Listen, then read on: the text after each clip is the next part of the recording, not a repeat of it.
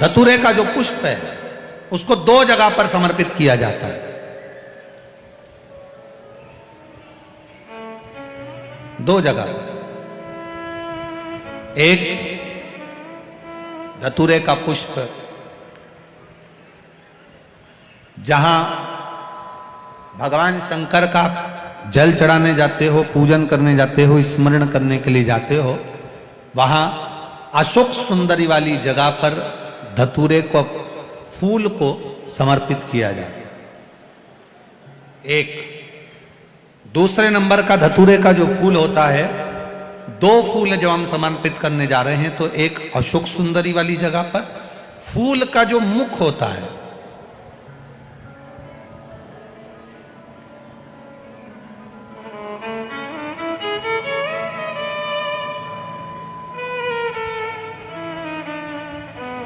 मान लो ये फूल है धतूरे का, वैसे तो धतूरे का फूल लंबा होता है, आपने दर्शन किए किस किसने करे ना सबने दर्शन, धतूरे का फूल लंबा होता है। अब वो लंबा जो पुष्प है उसका जो खिला हुआ भाग है, जो खिला हुआ, और पीछे की जो डंडी है, तो अशोक सुंदरी वाली जगह पर जब हम समर्पित करते हैं, अशोक सुंदरी वाली जगह पर जब हम उसको चढ़ाते हैं, तो जैसे ये शिवलिंग है और यहाँ सामने अशोक सुंदरी की जगह है, तो जो अशोक सुंदरी वाली जगह पर हम पुष्प समर्पित करते हैं तो खिला हुआ जो भाग है, जो खिला हुआ भाग है उसको इस तरह से रखते हैं कि शिवलिंग की ओर उसका खिला भाग जाए, और डंडी का भाग इधर गणेश जी, कार्तिकेय जी और 33 कोटि जो देवी देवता हैं उस ओर उसका भाग जाए, उसका भाग ऐसा समर्पित करें।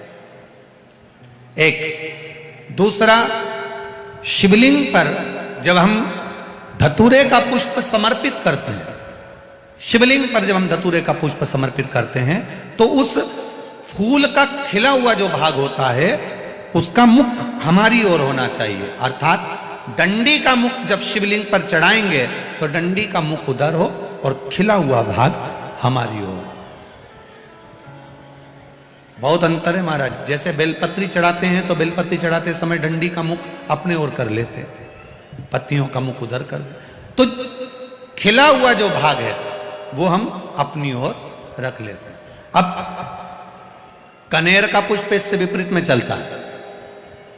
कनेर का जो पुष्प होता है उसकी डंडी का मुख हम अपनी ओर रख लेते हैं और खिला हुआ भाग महादेव की ओर कर देते हैं, वो थोड़ा विपरीत हो जाए। तो शिव तत्व कह रहा है, भगवान शंकर का संवाद कर रहा है, शिव महापुराण की कथा कह रही है। दो स्थान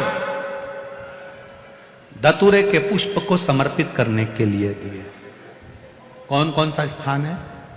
जम के बोलो, पहला जम के बोलो, अशोक सुंदरी के स्थान पर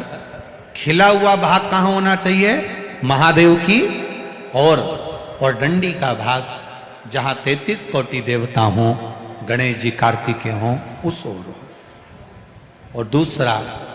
देवाधिदेव महादेव के शीश पर, शिवलिंग के ऊपर। एक बात बहुत ध्यान लगाकर सुनिएगा, स्मरण में रखिएगा, जब क्रोध की अवस्था होती है, क्लेश की अवस्था होती है, अशांति होती है, तब धतूरा शिव जी को चढ़ाकर 1 लोटा जल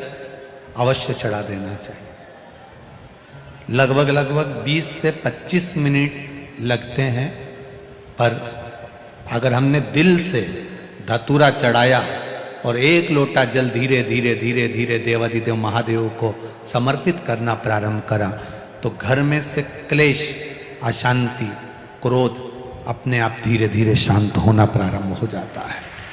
धतूरे में वो एक आनंद, धतूरे में वो एक सुख है।